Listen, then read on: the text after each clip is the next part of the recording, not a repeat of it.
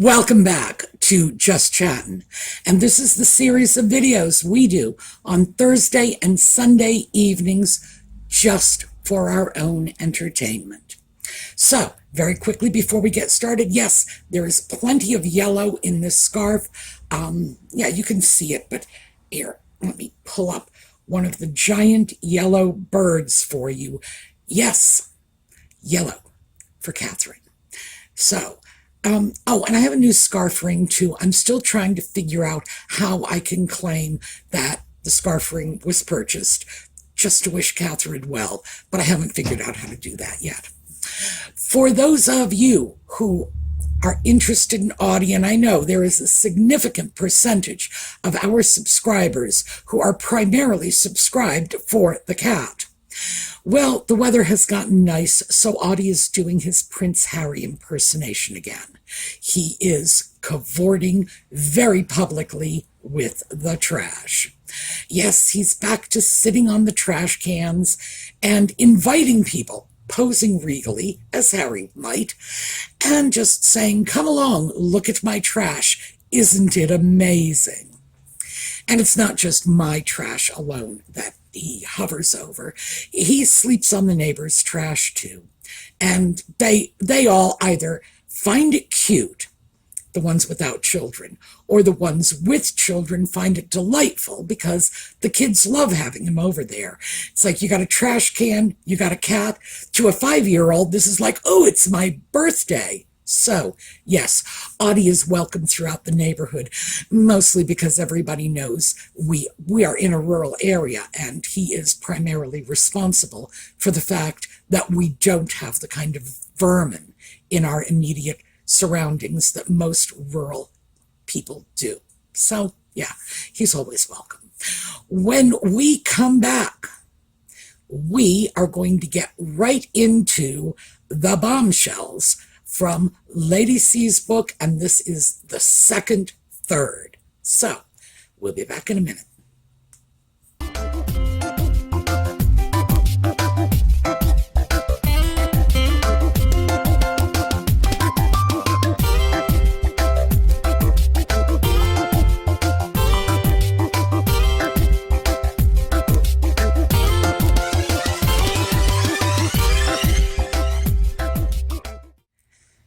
So just as Lady C started off with a bang with the information about Doria, and that was in the first chapter, the second third, oh, another bang.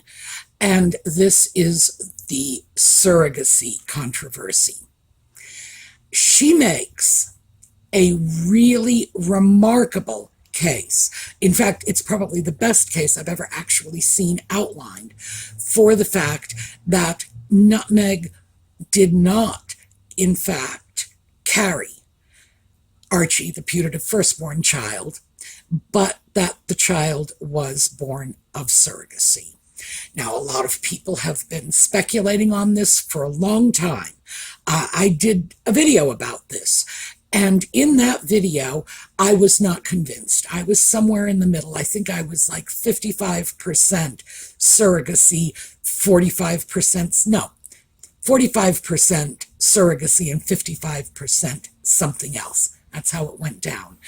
The fact is, I couldn't understand how it would be possible for anyone in Nutmeg's position to keep something like that secret. The sock puppet would have to know, and how could she ever convince him to perpetrate a fraud on his family, his country, his history? How could she do that? Well, Lady C came up with a remarkably plausible argument in favor of this.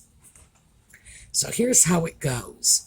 Nutmeg, being an American, naturally would believe that a child born of surrogacy, adoption, anything like that, coming into a family should have the same rights and privileges as any other child in the family.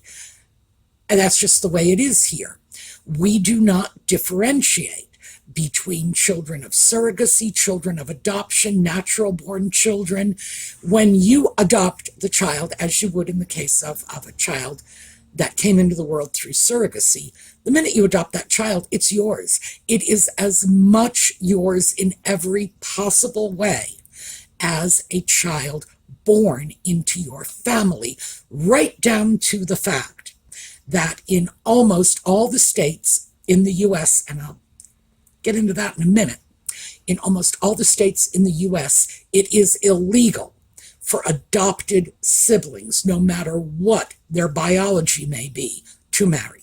It's one state where that law is not quite as clearly defined as it is in other states, meaning that it might be a gray area somebody might be able to take advantage of, but still, there is a law on the books that is open to interpretation. I have to say, I've read it. I do not believe the intent was to legalize marriage between adopted siblings. It's just strangely worded. We got 50 states, we've got 50 legislatures, and some of them are going to be a little more clear than others. But yeah, here it cuts both ways. It's not just the rights and privileges of the adopted children, but it is the liabilities as well. We do not have a history, moreover, of everything goes to the firstborn and firstborn son, and then subsequent sons and the daughters, even if they're born ahead of that son, get short shrift. We just don't do it that way. So, as Lady C points out, this would have seemed very unfair to Nutmeg. This seems very unfair to all Americans. It's just, we have a very different system, and it's a very different system she would be coming from. And Lady C further thinks that it would not have been all that difficult for her to bring the sock puppet on board with her way of doing things, especially being a second son who was one of those who got the short shrift, right? She detailed all of the bizarre photographs, with dates, by the way.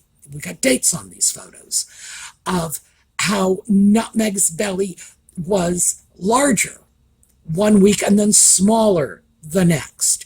The Birkenhead visit photos where the belly drops down to Nutmeg's knees, and that's another thing that I've dealt with on videos. Other people have as well. So that information is well out there, and I will see about putting links to the videos I've done on this. And that's just in case you may want more information. But in addition to all of that, which is the volume of evidence we've had available, Lady C went into detail on how the birth certificate of the putative child, Archie, was created. What happens? So it turns out, now I did not know this, it turns out that in the UK, all you need for a birth certificate for a child is the putative father of that child going into the records office saying, I am the father, this is when, where, and to whom the child was born. Just like that. No need for documentation. Apparently there is no need for anyone in attendance to sign off on this, which would have been difficult for Nutmeg, because even though they claimed they were not releasing the information about who the obstetrician was, they did eventually cite an obstetrician who, as Lady C pointed out, was not in the country at the time. So, yeah, it's nothing but the sock puppet's word for everything in terms of the legal documentation of the birth of this child. I did not know that it was that easy to just show up at a records office and say, this is what happened. You need to take my word for it. And for obvious reasons, I can see that that is a system that is open to unbelievable levels of abuse, including creating birth documents for children that don't exist, that never existed. Hi, I'm John Smith. My wife just had a baby. This is who my wife is. This is what we named the baby. This is when and where it took place. And it could have been made up out of whole cloth. That's something that the British government should probably really look at, because in this day and age where identity theft is rampant, I'm sure you can see how open to abuse this is. So, the whole surrogacy issue and why the British press did not pick up on this, they didn't deal with this at all. This is information that gained publicity through the internet, through YouTube, through the people in the so-called Megxit community that are struggling to navigate a situation in which we know we're being lied to and we're trying to ferret out the truth. So why didn't the British press deal with this at all? You would think if any press anywhere in the world would jump on this level of inconsistency, not to mention the level of evidence in front of their eyes. Keep in mind, it was British journalists who took the photographs of the belly dropping. Nope, didn't show up anywhere. Lady C has another related explanation for this, and I mean, it's related because it does explain this, but it's in a different vein. Why did Nutmeg get a pass from the press? Well, that was because they were playing the race card, and they were playing the race card virtually from the word go. It hit a point where the British media, and Lady C documents this well, was inhibited about saying anything at all detrimental to Nutmeg for fear of being called racist, because the sock puppet was calling anybody who didn't adore his beloved a racist. You love her or you're a racist, including the royal family. And this is where we get into sort of bombshell number 2. And I'm going to say this isn't exactly a bombshell. This is more along the lines of the others, a landmine. It's there. We've been tripping over it, but I think it was very clearly articulated in Lady C's book. And that is that rather than objecting to Nutmeg's race, the royal family was, in fact, very much in favor of having a person of color in the family. That desire to integrate the royal family led them to overlook, we'll put it in scare quotes, a lot of the red flags and inherently problematic information that they had about Nutmeg. So last week, when I was talking about Doria's alleged criminal conviction, a lot of people had said, well, you know, the British intelligence would have to know about this, meaning the British, what are they, MI6? I think they are MI6, maybe they're MI5, I don't know. The James Bond people, because my only experience with British intelligence is from the movies, that they would have had to have known. Well, yeah, maybe, but there would have been a tremendous incentive for them to just walk away from the difficult details. Why? Because it was in the British royal family's best interests to have someone of color come in to the family. This would be good. It would show them off better to the Commonwealth. They are one of the very, very few institutions in the country, in the UK, that is not racially diverse. And can only be made racially diverse through happenstance. You had to have a prince or princess. They had to fall in love with someone. That person had to be a person of color. That was the only way it was going to happen. It's not as if you could pass legislation and say, well, we are going to open up a certain number of positions in the government to people of color. You couldn't legislate that level of integration. It had to happen serendipitously. That's all. And it did. And they were not willing to blow this chance, which is why they fast-tracked Nutmeg in, which is why they made sure that the press backed off as long as they could keep them backed off, keeping in mind Nutmeg was acting abysmally and courting the disfavor of the press at this time. And still, according to Lady C, they showed remarkable restraint in not exploiting the opportunities she was giving them night and day. So, Surrogacy, yes, get this book, read this book, because it is the best case I have seen. Absolutely. 2, royal family being racist. Well, I suppose if you were one of those people who views the world in terms of black and white, the fact that they actively sought to bring her into the family and that she had more leeway, more opportunity, more embracing than people like Catherine, who is just plain white British, ever would have gotten. Yeah, maybe you could see that as sort of reverse racism. Who knows? But were they opposed to having her in the family because of her color? No, just the reverse.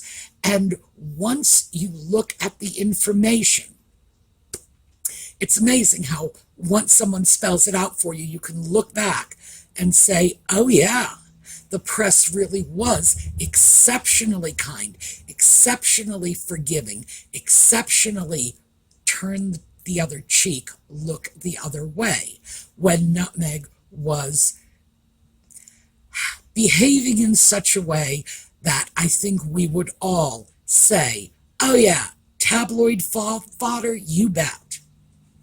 So that's number 2. I'm trying to think of what else I want to get at, because my time is Archie. Well, we're going to go on to that next. I think I might have time to get like 4 in today. Lady C goes into great detail on the finances of Archie. I am not going to try to redo that. Like I said, get the book. But I will tell you this. This is good stuff. And it should be more than enough to convince anyone that that so-called charity needs an IRS audit. She's got facts and figures, and according to my notes, go to page 229 if you want to start getting some good information on that. So, Archie is really exposed. The whole British family being racist, absolutely exposed. Nutmeg for president. We'll go on to that one next. We did hear rumors about this. Well, apparently they were not rumors.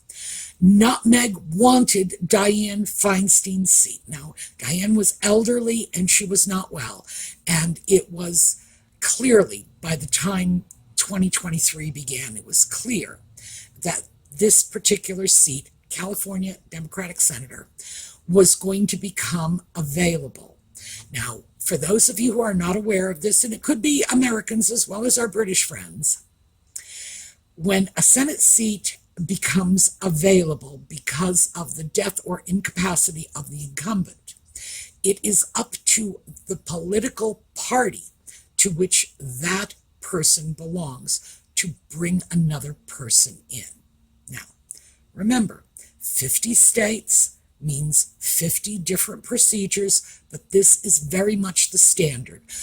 a Democratic senator, congressperson, dog catcher, whatever, becomes ill, as long as it's an elected position, becomes ill, incapacitated, passes on, they go back to the party and say, put someone in to fill out the remainder of that term. Well, Nutmeg was lobbying hard for that interim senator to be her. And according to Lady C, it got so bad that the governor of California simply stopped taking her calls, that it was just too much, because Nutmeg is indeed pushy. But yeah, that was serious.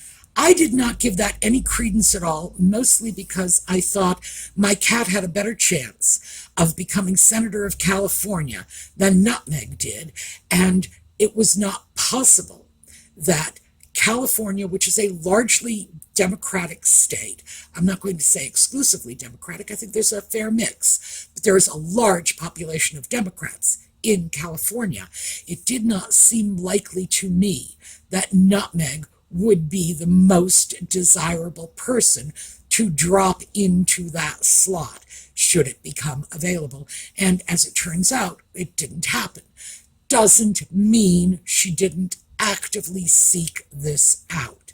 So yeah, we got that too. Let's see, what else? Thomas Markle. Thomas Markle was very much victimized by the press. He was stalked by the press. Nutmeg and the sock puppet knew this before the wedding, that Thomas was being hounded by the press. You all know my feelings on that. Absolutely. I've done a video about that. I do not for one instant think that this was just random paparazzi stalking. Not even close. I believe Nutmeg set the whole thing up start to finish. Nevertheless, despite the fact that the sock puppet was screeching to anybody who would listen,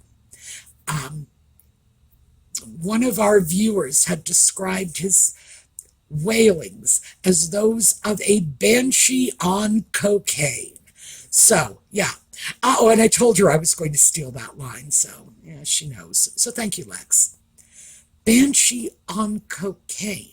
To anybody who would listen about how evil the press was. They killed his mother. We all know that story. They were hounding his wife. We all know that story. But where was his righteous outrage when they were following his future father-in-law around some itty-bitty little coastal town in Mexico? Wasn't there. Thomas was apparently seeking out assistance. Buckingham Palace was offering that assistance. So Thomas is saying, please help me, I'm being mobbed by the press. Buckingham Palace was saying, can we send people over to help your father? Nutmeg and the sock puppet said, no. Why? Because we can't have attention flowing in Thomas's direction. Nutmeg couldn't afford to have attention flowing in anyone's direction but hers. And the idea that more people would have access to her father, who, as we have all seen because he's been pretty vocal in the press, is a very open, candid man. Not a lot of filters between his brain and his mouth. So, no, who knows what he would have said? Who knows how many lies and stories and false impressions he could have upended just by saying the wrong thing at the wrong time to the wrong person. That is very, very well documented in the book. And let's see what we have here. Oh, this is small, but it certainly did catch my attention because I did not know about this until I read it in the book. Nutmeg, as part of her wedding vows, swore to protect the sock puppet. What? I'm not going to get all sexist and say, what is this, big burly former soldier doing looking to his little itty bitty wife for protection? Because that would be sexist. but one has to wonder about the nature of their relationship up to that point, where he felt he would want, expect, need her protection, and she felt it was appropriate to publicly declare that she would be protecting him. Yow.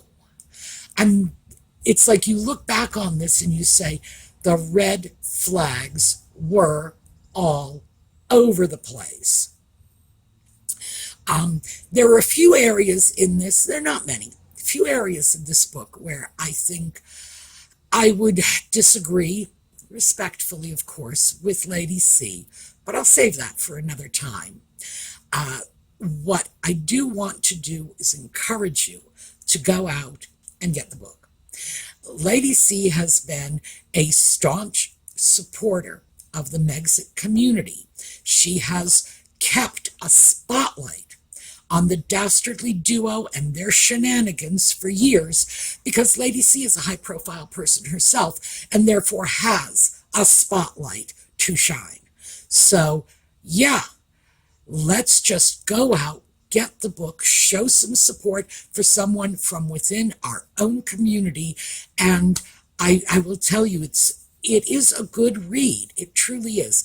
I am not quite done with it, almost. I'm so close to the end, but not quite. So I'll fill in details on Sunday. But this may be a problem for some people. Lady C is sesquipedalian. She always has been. All of her books are like this. And for some of us, this is wonderful. Other people have difficulty. Yes, reading the book, it's entirely possible. You're going to have to keep your phone in your hand so you can pull up a dictionary program every now and then. I like it because I'm always hoping I'm going to find a word I've never heard of before, and I did find one. Oh, and that is rare. Boverish.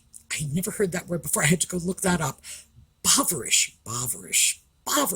I'm going to start using it all the time so that I can just incorporate it into my vocabulary. But boverish means burly and raucous and loud. And it actually, I can excuse myself for not knowing the word because it gets its roots from a Cockney version of brother. So bover is sort of the phonetically spelled out version of whatever one says, meaning brother, in certain parts of England. So that's where it comes from. Yeah, I did find a word I didn't know. And I always very much appreciate that. Anyone who is willing to enhance my vocabulary is always going to find a friend in me. So go get the book. I am only hitting the highlights here, just so that you have enough information to kind of whet your appetites and go read the rest. But yes, so far I have to tell you, this is one of the most daring books on Nutmeg and the Sock Puppet, because the information that she is putting out is start to finish scandalous. And the more we can get the word out about this book, the more people who read it, the more people who are going to see them as we see them. As many of us, not me, I was a latecomer to this, but as many of us have seen her from the get-go. So, yeah. Get the book. All right, that is what I have for you today. As I say, Sunday, I will be done with the book on Sunday. I will wrap this up with some overall observations, and I will honestly tell you where Lady C and I part ways in our interpretation of events. But we're going to do the wrap-up then, because who knows what I'm going to come across in the remaining 50 pages. It has been chock full of goodies and bombshells to date. All right, we're going to take a look at a slideshow on the way out, and because we recently just passed the anniversary of Philip's death, I think we're going to take a look at the Philip slideshow It's always been a favorite of mine. So it is a little upbeat under the circumstances. But yeah, let's celebrate his life instead of mourn his passing. All right, I will see you all next time. In the meantime, have a terrific day.